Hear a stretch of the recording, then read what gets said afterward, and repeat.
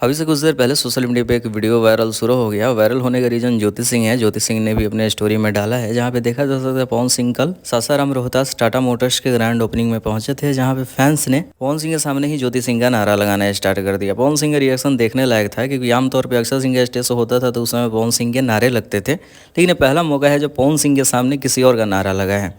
दरअसल खेसारी लाल यादव के सामने भी पवन सिंह का नारा लग जाता है, लेकिन पवन सिंह के सामने आज तक किसी का नारा नहीं लगा था।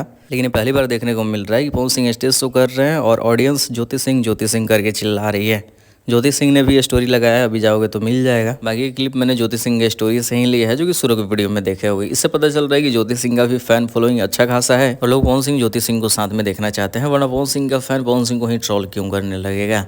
ज्योति सिंह का भी फैन फॉलोइंग अच्छा खासा बन रहा है, फेस वैल्यू भी अच्छा बन ही गया है। अब ज्योति सिंह ने कंफर्म कर ही दिया है कि चुनाव लड़ेगी। अब देखो क्या कुछ माहौल बनता है।